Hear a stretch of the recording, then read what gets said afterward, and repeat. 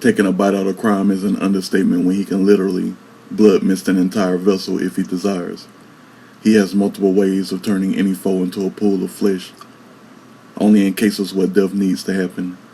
Screw a license to kill, screw his contracts with the superhero guild, screw being carried in a casket. What you will know is, Crunch holds back never.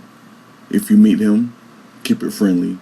He can tell when someone is being devious or when their rage is out of control. He has blades, bullets, punches, elbows, knees, kicks, headbutts, and giant monstrous mouths to turn volatility to peace. Now make a wish. The leader of the Wish a Nigga Wood Pirateers will make it happen. Welcome back to the Troutstone Era. This is Terrence Prescott Barnes, and I am giving you Crunch's characterization sheet today. Birth name, Theodore Dragoro. Superpower Ice Behemoth. Fighting techniques, Teihai Khan, and Insane. Weapon of choice is a gunblade named Chromet. Nature is chaotic good. Age 35. Height 6'7". Weight 289. Ethnicity and species, African German human. Birthplace, Tinville, Antarctica, Earth 12, Solar System 13, the Holly North. Leader of the Wish a Nigga Wood Pirateers. Galactic class archaeologist and superhero. Birth date November the 1st. Astrological sign Scorpio. Blood type O positive. Sexual orientation homosexual. Overall religion good orderly direction. Secrets. Randomly kisses the side of his ship whenever it's docked on a planet. During sundown hours, he always kisses the left side of the ship, mostly the exit he usually comes out of. His ship's name is the Chill Voyager. No one he knows has spotted him, and security personnel that watch over camera monitors don't say anything about it, even if they see that his lips actually touches the hull of his ship. Next secret, will brain freeze anyone being disrespectful at the mouth by simply zoning in on the roof of their mouth and chilling it until they get an excruciating brain freeze. Now on to the physical description. Hair color is cerulean, bald, full beard, eyes are vapor with pale periwinkle rims. Body type is both wrestler type, middleweight, skin tone is caramel chocolate. Physical condition, fit like a gladiator and survivalist, equally built in strength and speed. Marks, scars, and tattoos. He has tons of scars. All kinds of superheroism, all kinds of adventures. Clothing. Crunch's uniform theme for his spaceship resembles Tron's overall aesthetic. Tron Bun, T-Bone, from The Misadventures of Tron Bone. And I know I'll be saying her name different every time when I include Tron or just T, but you'll be alright. He has a scarf made out of the same materials as his spaceship sails. It's cut specifically to appear wrangled, but it acts just like the material of the sails. If it's in space or with no protection from sun rays, it will glimmer and give a significant boost to Crunch, therefore making the scarf more of a symbolic gesture since ozones and spaceships block initial UV rays. His entire costume is pale periwinkle, and he has a silver circular icon on his chest plate of a behemoth. It's engraved and is always looking like he shines it after he gets done with being on the battlefield. Regardless of him having at least 20 of those medallions in safe storage on his spaceship, the accent colors of the details of his uniform are silver. Everyone else that are a part of the pirateer workforce have white accent colors for details and tend to be darker in tone so that everyone who doesn't know the spaceship can easily figure out that Crunch is the captain. Now on to his personality. Likes below freezing temperatures. He is an Omega level super being. He does not need the protection of the universe to endure temperatures of outer space. He is very detrimental when it comes to using his ice superpower. But the looks on his face, the next like is the looks on the faces of people after he takes them to their desired location. acting up, superpowers, outer space, learning about the powerful, the bounty board. Crunch is one of the most active people that uses the bounty board. He has all kinds of bounties completed in all 13 galaxies in a dimension. It's ridiculous how often he gets around and constantly doing stuff, and because his pirate crew is so big, he always has a team to do things if he isn't using other superheroes around the galaxies and whatnot. Like,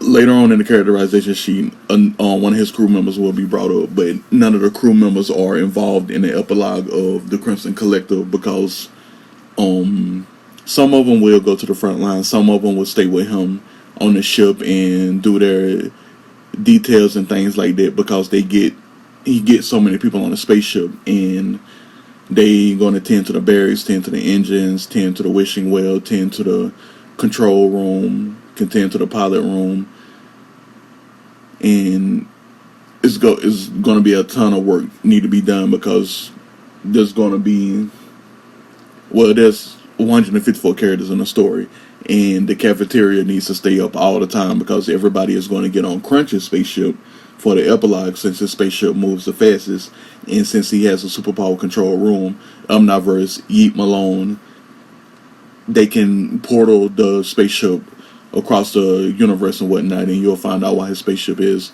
the fastest one in the galaxies. But moving right along, other likes are partying, temples, and his favorite heroes around the skies: Whirly, Indracos, Nexon, Nightmare, Fealfo, Killif, Rich White Ladies, Eleva, Throb, Allura, Lollipop, Crisis, Omniverse, Avosia, Odin Crestmere, and Wishing Wells. Dislikes: evil gods, villains, trauma, not being strong enough, lost in space victims, and boredom. Fears: none really. He's had so many highs, he will continue to risk himself to save people. Hobbies: making wishes, teaching people how to make wishes, power training, talking shit, adventuring, space tripping, saving lives with fellow heroes, discussions with bounty board handlers. Them handlers love Crunch, is ridiculous. Throwing snowballs into outer space, meditating, and flash freezing whatever he pleases. Ooh. I think I need to update the sheet because I don't, well, not really. When you get to the abilities section, you'll understand how powerful he is. But goals: to teach as many people possible that life is good, especially if you fight for the good. Occupation: captain, leader of the Wishing Niggerwood Pirateers, Galactic class archaeologist, and Galactic class superhero. Favorite food: shrimp and scallops. Least favorite food: none really. Most prized possession: because Crunch was obsessed with wishing wells growing up, when he got word that the Harakiri species were gifting him the architectural setup for a spaceship and are helping to fund the make of it, he was excessively excited for months leading up to his high school graduation. The Harakiri species will be explained later too. When his sister Satorka found out about it, she went to the species to ask them if she could add on the architecture by making a wishing well somewhere inside of the spaceship.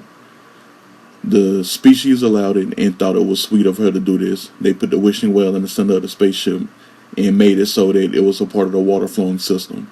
When the day finally came, when the ship was completely built, the tour of it all had him acting like Bunifa, Lutifa, Halifa, Sharifa Jackson the entire time via the Trading Spaces skit.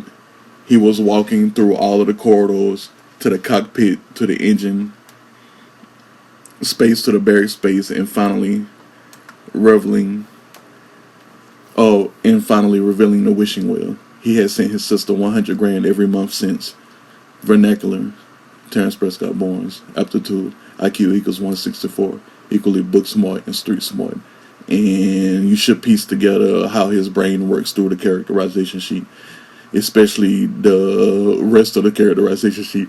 physical condition, completely sane, disregarding meeting death so many times, his survivability rate would ruin a normal man's psyche because of his parents believing in his superhero dreams.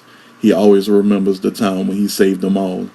Again, how afterwards his parents told him they would get him in the programs quickly.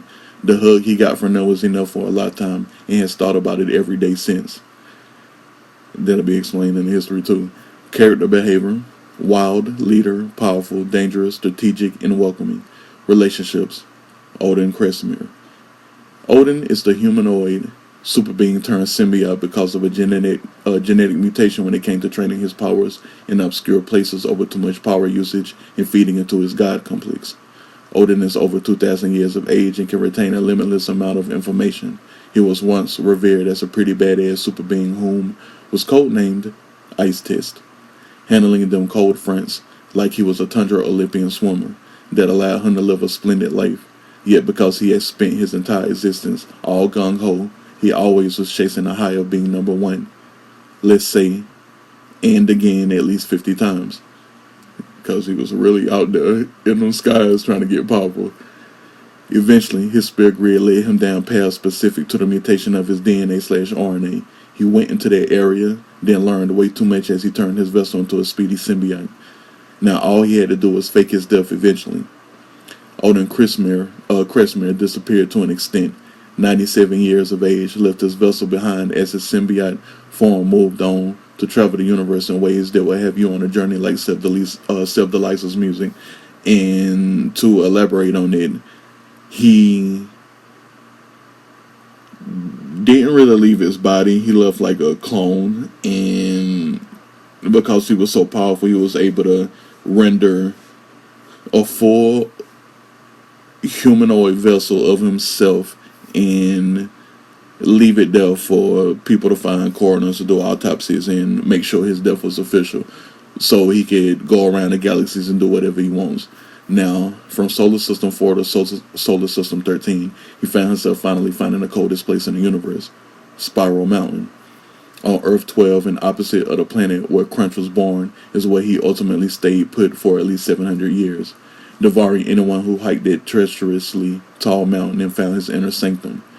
Out of thousands of thrill seekers, only 7 of them survived their individual hikes of this famous mountain. Then a fellow ice-wielding super being like himself ventured there. Crunch got naked after he found the infamous sanctum where people disappear. He could sense nothing of a major threat was in the inner sanctum. Odin doesn't give off bad vibes. He knows when someone can hike back down. Anyone else, he will hypnotize them until their last cold breath and devour the lifeless bodies. Not in the 8th case of Crunch. Yet Crunch was the most powerful he ever had the luxury of scanning. Introduced himself for an 8th time since being in that sanctum as a very dangerous looking lizard, not knowing that Crunch was so deep in meditation that even touching him pushed Odin away very slowly, no matter how much force he used to try to touch him. This was interesting as he watched for hours as Crunch didn't change temperature the entire time. His aura of protection got brighter, and he showed no signs of fatigue as he eventually started dancing to the ambience of his mind. Odin's jaw never hit the floor before, but that day he was very much in awe as he admired a human that showed him memories of himself being that powerful. Crunch came out of his meditation by breathing hard and finally opening his eyes after hours of having them consciously shut, right into the visuals of Odin in his human form walking and waving in his direction. A long Masamune-styled ice sword was immediately summoned as Crunch stood there with no worries but ready to slash a man in half. Odin introduced himself. Then they started talking about things because Odin had all kinds of questions and just wanted to know things. He fell in love with Crunch and he ain't even know him, talking every which way in order to leave with him, not knowing he was going to volunteer his existence to protect Crunch while he's alive. Their love affair will be a secret, and Odin will have only showed Crunch his human vessel once, can constantly be seen in his membranes though. Their love affair is a little weird because Odin can feel everything Crunch goes through, but mostly acts like a protector and minds his business whenever he says something. Odin is kind of constantly in awe of him to where it's a little frightening, and he covers that part of his emotions with no fault, because if he lets up even an ounce of his guard, Crunch's mental fortitude could pound it out of him easily. Odin inadvertently can feel Crunch's thoughts, no matter what, can slight them at 100% capacity, but every thought, let me correct that real quick. 1, 2, 3, 4, 5. Odin inadvertently can feel Crunch's thoughts, no matter what, can slight them at a 100% capacity, but every thought he feels. And there was one time Crunch was promoting self-love when another love affair that really happened ruined his high. He's simply thinking about things, and even though he told Odin to mind his business because he needed me time, Odin couldn't help but to feel that their images of him were being used at that time. It was the second time Odin showed him his vessel again that night. That were each other's substitute. Odin won't happily devour anything that gets too close to his host, because after that love-making session he never saw coming but always hoped what happened made him fall in love with Crunch and vice versa. Yet to keep it a stay, Crunch had to tell him that was a one-time thing. They couldn't do the flesh thing again, because if he's going to be living inside of him, there's a boundary that needs to be set, and he'll try his hardest to never summon him during hot times again. Odin felt the reason why he did that and respected it. They've been secret partners since the moment Odin bashfully introduced himself in their inner sanctum. Crunch and Odin emerged when Crunch was 20 years of age, while on a trip back home from college.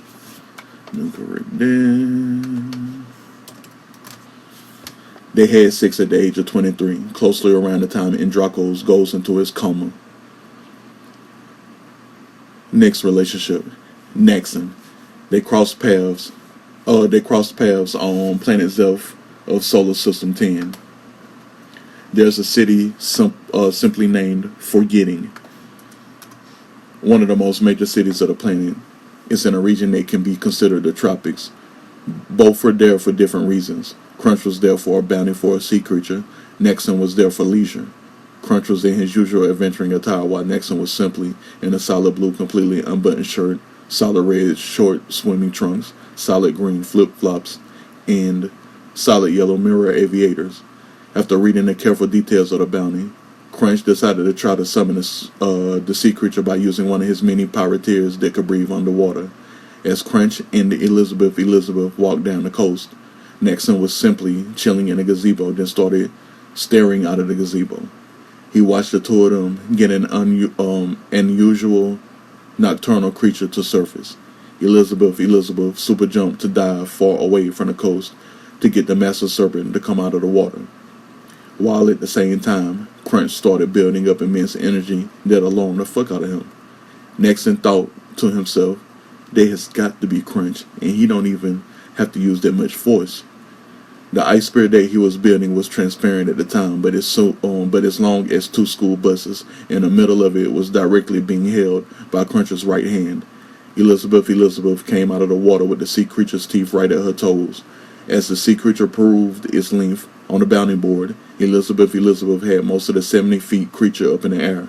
Odin told Crunch where to aim, and he threw that ice spear so hard that damn near 50 feet of sand went up in the air after it. As the ice spear pierced its heart, Crunch made spikes come out of the back end and the front end to keep it floating after its death, so scientists can get to it easier for autopsy and research purposes. Naxxon didn't take his eyes off of Crunch from the moment he saw him to the moment all of that sand descended back to the ground. Naxxon was in love from the first time he saw him, and still is. He has been doing everything he can to make sure Crunch stays in love with him. As the two of them would put it, we got this.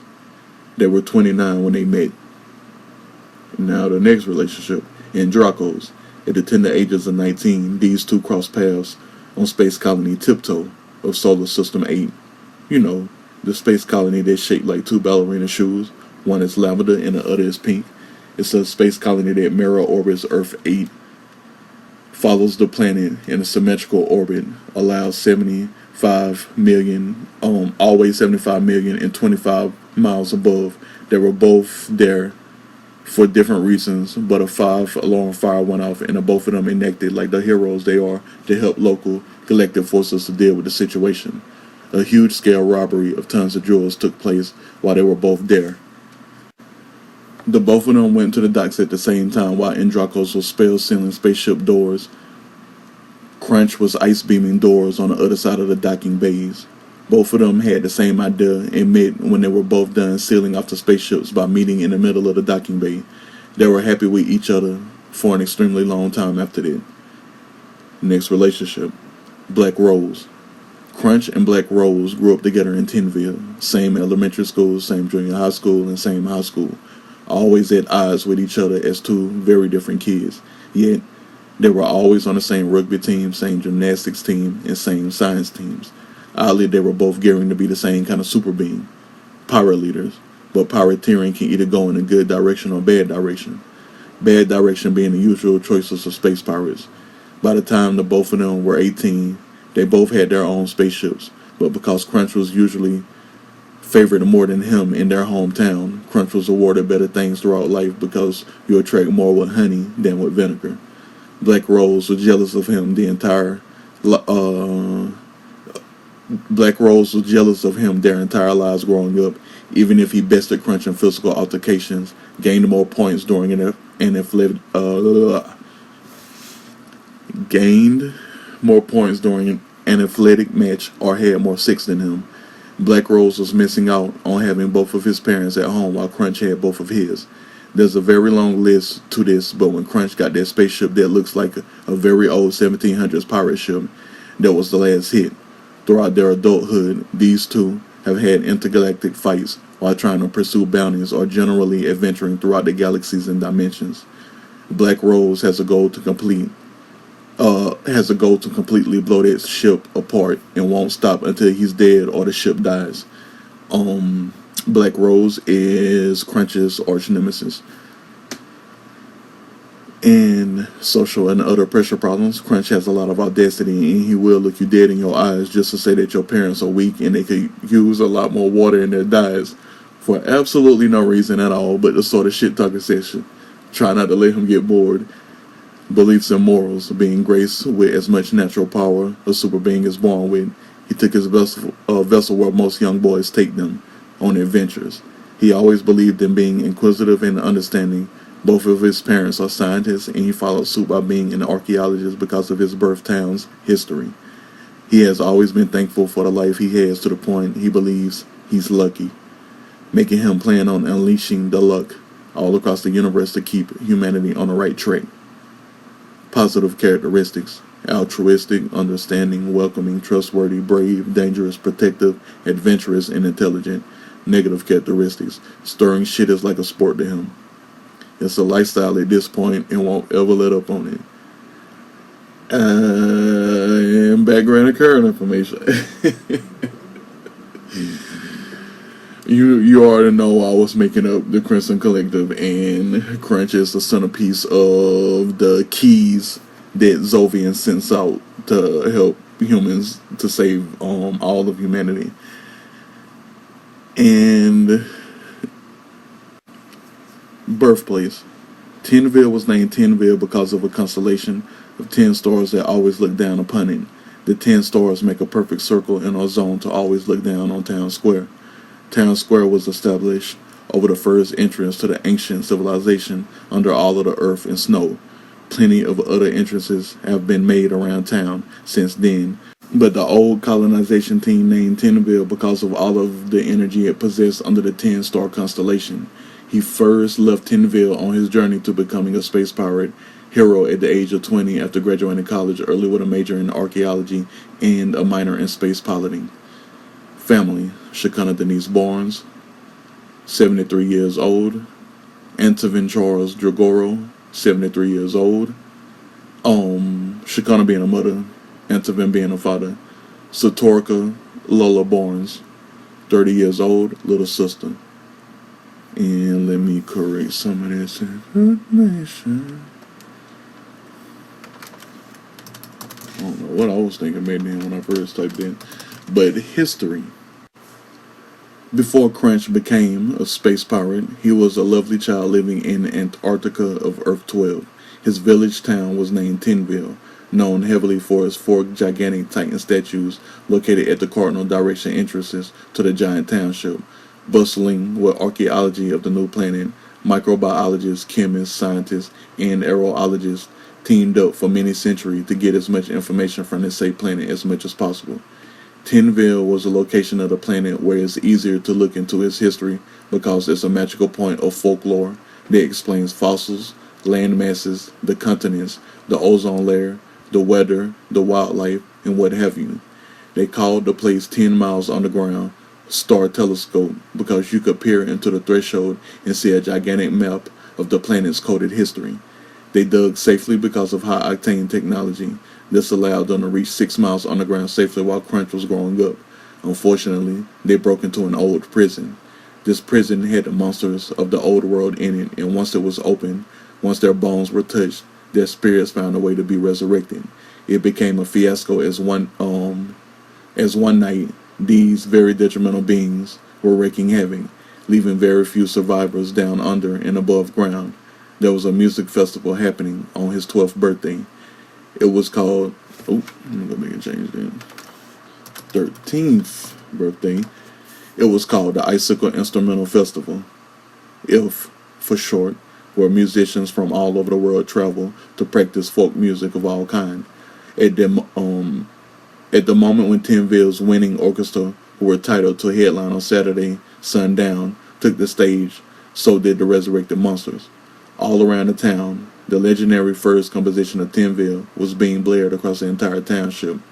The chimes and the xylophones marked the winter wonderland that was going on in full bliss until the blood screams of the ghouls started terrorizing anything moving. Out of a population of 40,000, there were only 13,011 survivors. During that gory situation, Crunch helped slay as many of the monsters as possible before he passed out. Waking up hours later, the monsters were still roaming around or either chilling, listening to their masters' demands as they were preparing to change the town's appearance to a more red one. Full of rage, a 13-year-old Crunch mustered up as much survival tactics as possible to reach a weapon facility. He was able to use a security guard's credentials to get to weapons of all nature. Eventually, he found spiritual weapons for such an occasion that dealt with monsters and resurrection because before they dug further and started touching bones, that's what the authorities told everyone. Breaking their magical bond to the real world, closed off the limbo dimension, ultimately killing all of the monsters he and any other survivors could spot. When Crunch was faced with the huncho of the monsters, who had his sister under his feet, he immediately shifted the weapons he were using. That took all of his sister's ice forces, that made an ice explosion that landed him on top of the huncho. Then the huncho was beheaded in front of any monster within range. All of them bowed down like the peasants they were, and then turned into humanoid-looking beings. They immediately started to try to help with the fallen humans by trying to heal them and even bringing some of them back to life. Apparently to them, the only monster was the huncho, who turned all of these humanoid aliens into monsters just like him. With Limbo successfully closed to this high magical point, the gate to the other side closed off all energy readings within a region of the underground. Crunch's sister, mother, and father were all resurrected that day. Many others were too, but more than half of the population was gone because of what the huncho was doing in Limbo before high-caliber warriors went down to vanquish him for good, even though Crunch couldn't join them. The remaining aliens were all treated harshly for a very minute amount of time because they looked nothing like the monsters at all. They were just very pale, periwinkle-skinned humans who had 94% match to how human species. I need to restructure that. Who had 94% match to how humans are as species. Incorrect. In total, there were 173 of them remaining when the huncho was beheaded and his magic was forfeited to the afterlife again. Eventually, when Crunch grew up, some of his pirates would be of the Harikiri species. They built him a spaceship heavily designed in the architecture of their kind. Crunch's spaceship does look like a pirate ship. A pirate ship. For real. Especially whenever they hoist up the magical sails of it. The magical sails are just as pale as their skin and glittery with every molecule of light. When out and absorbing space air, all beings on a spaceship can use a nearly infinite source of energy to their bidding, making the chill Voyager dangerously offensive and defensive, making it a one-of-a-kind spaceship. Crunch's heroism gene activated that ugly night. He was already brave without warrant, but seeing his sister dead the way he saw her lit an explosion when he came into his superpowers that moment. Under his file, when it comes to the watch list, he is coined as Ice Bomb, because his explosions have gotten severely more dangerous than that since. Yet the music that was playing before the monsters got to the orchestra is still played on his ship. He has enough orchestra artists to capture the actual essence of the original take of the composition. It's simply titled March of Icicles. It's the most played track in Crunch's Meditation Bay. Once a year, on the birthday of Tinville, Crunch will be the one to play lead ukulele in the performance. That moment will happen during the height of the story and will be witnessed by the entire cast before the final battle. During this moment, every year, Odin Crestmel will come out and materialize as a human and watch and absorb the performance. March of Icicles. It's a composition native to Antarctica of Earth 12. All other civilizations of mankind around the 13 galaxies recognize it as an anthem of an important colonization town. It is based off of Rafal Sambarsky's Ice World of Golf Peaks, the video game. Performing March of Icicles before heading to the mothership will have the following band orchestra set up. And this is actually a part of the story information where during the story, all of the heroes are going to be like amped up and whatnot because of how things are happening in the world when humans realize that there's a big ass spaceship that is hella big and extremely big compared to the proportion of a galaxy. And all humans go crazy around all 13 galaxies, and everybody thinks it's the end times and things like that. And while they're going around collecting all these powerful ass items that Zovian is telling them to get so they can help the space invasion, everybody is confused to why Zovian is doing some of these things. So they all agree, and Crunch agrees too, and they all go to the brothership. At the same time, all of the villains go to the brothership after they escape the Oopsie's containment facility, since a lot of intergalactic forces and stuff are at the brothership trying to fight it, and the other super beings that are on the front line and things like that. But performing March of Icicles before heading to the mothership, with the brothership, let me change that real quick. 7 kids representing the triangle. 7 people on xylophone, 7 people on a ukulele, Crunch being one of them, and 7 people on bass. It will be performed on the upper deck of his old pirate ship-looking spaceship with the sails all the way up. The band orchestra will be staged in a circular matte cerulean platform at the front of the deck. They will all be in suits and dresses in the color of pale periwinkle. The kids will be sitting down on stools in front of everyone as the adults are on feet on pedestals behind them. Kids with the triangles, then to the ukes, and then to the xylophones, with bass bringing all of the vibrations from the 4th step. I'm gonna do some breaking real quick. Maybe I should have reviewed this before I started reading. And his home, the Chill Voyager, is a level 5 inside spaceship. The type that is half the size of the moon, costs a lot of fuel to land safely on planets as well as leaving gravitational pulls. Crunch doesn't care about that because his money is long and he always fuels up before entering a planet's atmosphere, as well as fueling up after leaving a planet's atmosphere. It's in the shape of a 1700s pirate ship, provided with architecture specs from the Harakiri species.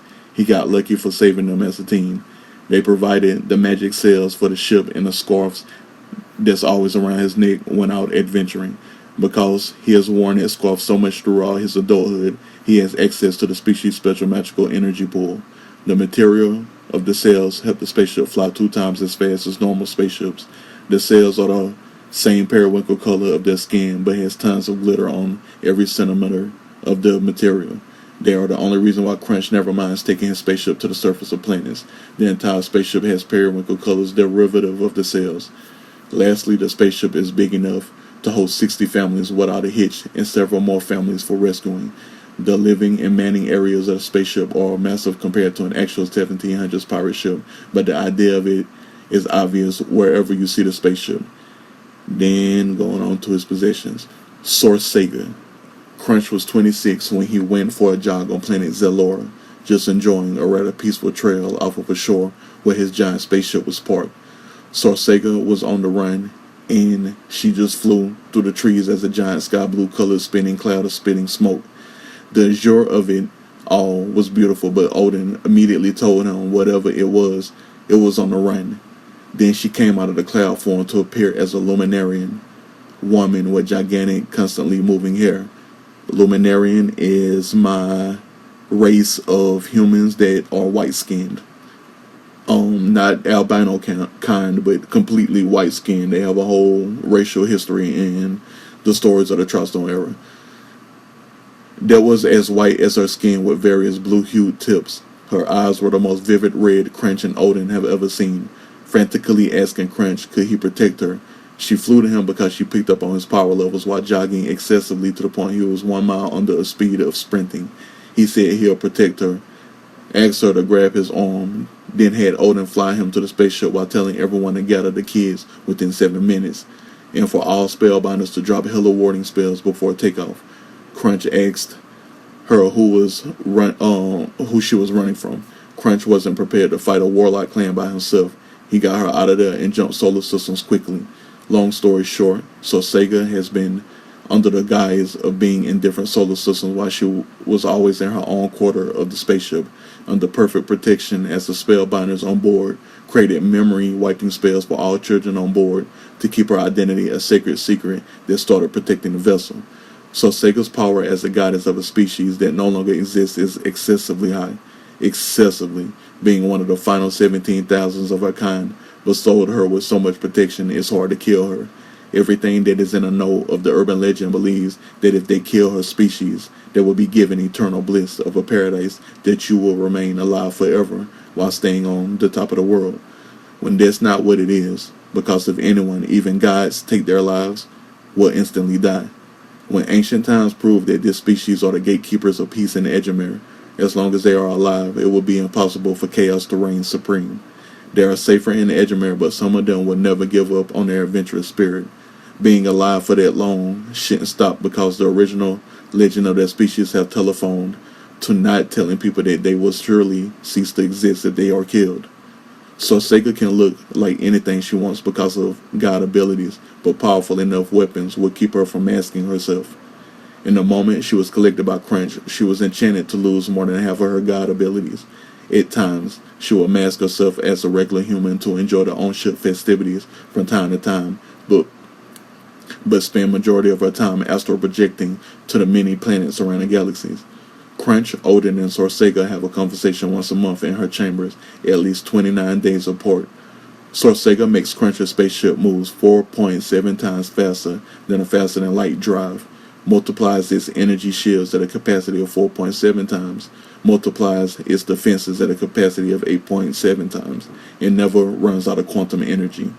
So, now you understand why Crunch's spaceship is the fastest one in the galaxies, because he had the cells from the Harakiri species that was making the spaceship move 2 times as fast. So 2 times 4.7 times, and he is including faster than light. So faster than light, traveling 2 times faster than light, and then that's multiplied by 4.7 times. So you can do the map of how he be zooming around the space highways and getting them from point A to point Z very quickly, and that's how he be making all that damn money. So pets, whatever pets that are linked to whomever is on board at that time, and the pets are the pirateers. Crunch isn't a pet person. He deals with Odin enough as it is. Abilities. Physical. Fighting under Teha Khan and insane martial arts is his go-to. The beauty and the speed of it all keeps him alive. No need for him to use weapons if he doesn't have to. Putting on the ice form can deflect everything so he can unarm foes to see if they really have the might to back up their aggression to kill somebody. If he wants to, he can mix it up with any other fighting style. He has dabbled in plenty of them. The only ones he hasn't touched are Hepkido, Paigua, Crab, and Leopard, yet you can still guarantee that his knuckle to stump game will keep him traveling the stars. Not only that, you can always catch him jogging along random shores while his spaceship is in the distance when he's not out hunting bounties. Incorrected. His fitness is all-encompassing to strongman competitions, rock climbing, zero-gravity jumping, and swimming laps around his spaceship. And it's half the size of the moon, so that's a lot of goddamn swimming. Yes, it's half the size of the moon, but he likes to swim 10 laps when he knows boredom will be that long. So speaking on it, even though he's the captain of the ship and he has all these people he take care of and he constantly is taking people across the stars for free, he knows that his level of wanting to go on adventures and adhere to the bounty board and make as much money as possible, so that he can take care of everybody that he gives free rides to and keep the cafeteria booming, bringing in chefs from different galaxies and things like that. He knows that they need breaks every now and then, and they don't need to be in the stars all the time. And he will happily go to a planet and keep the spaceship in the ocean, and everybody will be pirates on a planet for a long time. And that's when he'll just sacrifice the time and be the good old captain and let people live for a week or so. Now, moving on to magical. Projectile Mastery. Crunch can create snow, hail, orbs, blocks, glaciers, spears, beams, and rays of ice energy. They come out of his hands and feet. The rays will more than likely stick to a surface versus the other powers because they are more closely related to magical powder. Either way, if his projectiles connect to a target, they will be magically froze for an unspecified amount of time. The more power he puts into them, the longer someone is froze. He can also encase people in ice and temperature read them, so he can prevent freeze burning if he desires. His most strong projectile form are beams because they are mostly made up of diamond-hard needles with high piercing capabilities, yet his favorite form of projectiles are snowballs.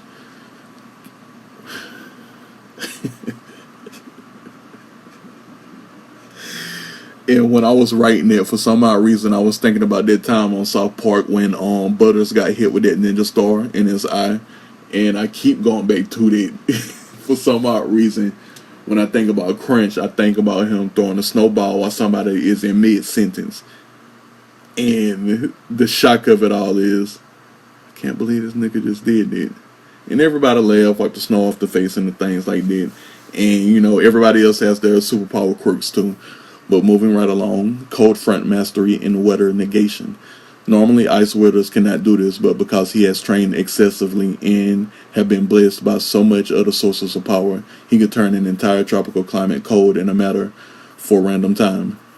From the ground, it takes more time, but with him being able to fly, the aura of it all is widely more affected while aerial. He can keep thunderstorms, windstorms, and rain/snowstorms from accumulating, as well as provoking blizzards of dangerous proportions across 50 miles of terrain when in a heightened superpower mode, mostly provided by when he's in ice form.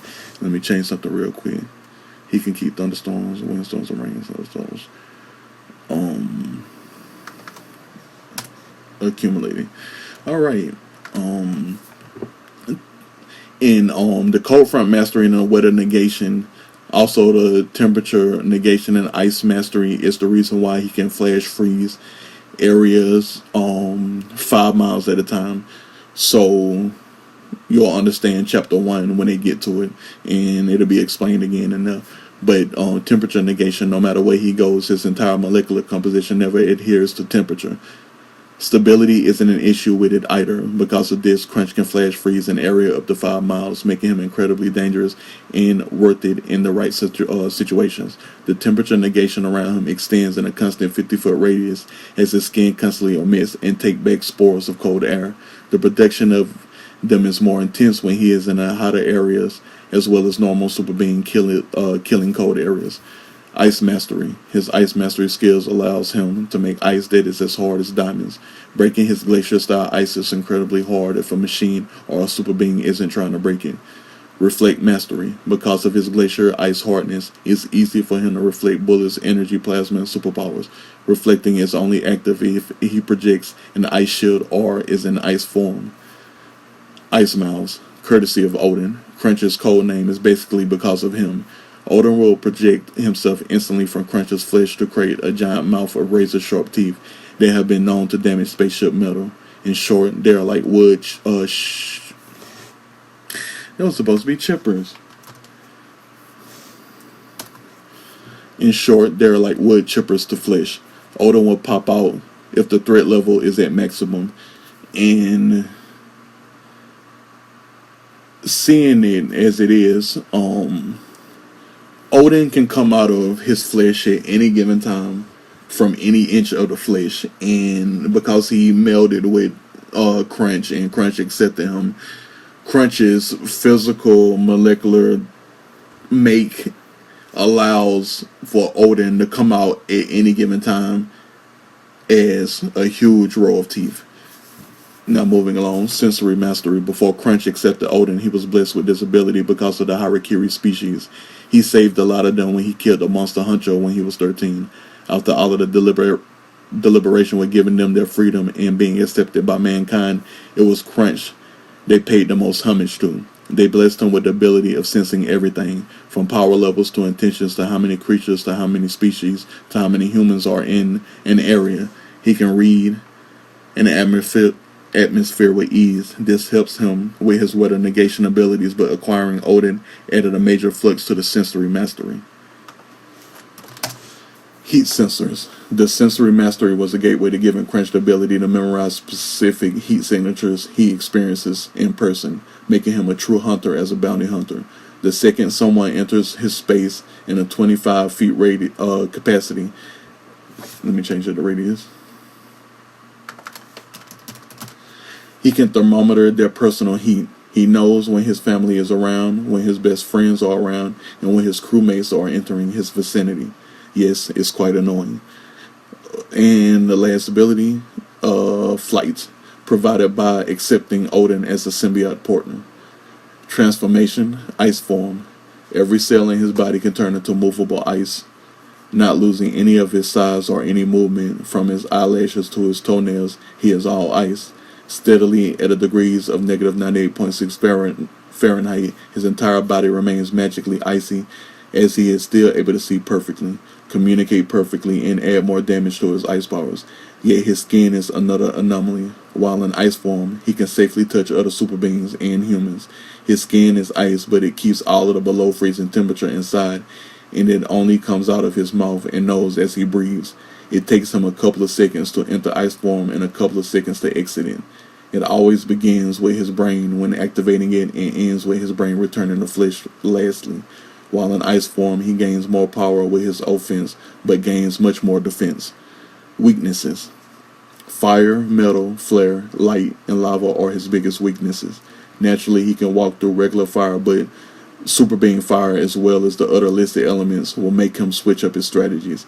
Still isn't afraid to take a little damage to end an altercation, but anti-super being material will force him to strategize another way. Without the long range of his ice abilities, he will be forced to pull out his gun blade. With it being a firearm and not a plasma arm, metal and magnetism will force him to change his strategies again. Also, anti-super being material will keep him from changing into his ice form, so that takes away a lot of his offensive capabilities and things. Now, that was Crunch. And I hope you enjoyed the character, and I hope you enjoyed the overpoweredness of it all, because everybody in this character has that overpoweredness thing attached to them. And I have 1, 2, 3, 4, 5. The remaining characters are Galto, Shaveta, Roughhead, Whirly, and Bazarin. So I have 5 characters left for chapter 1. Then I can start developing the looks of the characters and things like that, and get prepared for the November deadline. Wish me luck and keep it peaceful. But don't forget, tell a friend to tell a friend. TPB, he get it in. Juicy with the pen so you can swallow all this sin. I'll let y'all later. Mwah.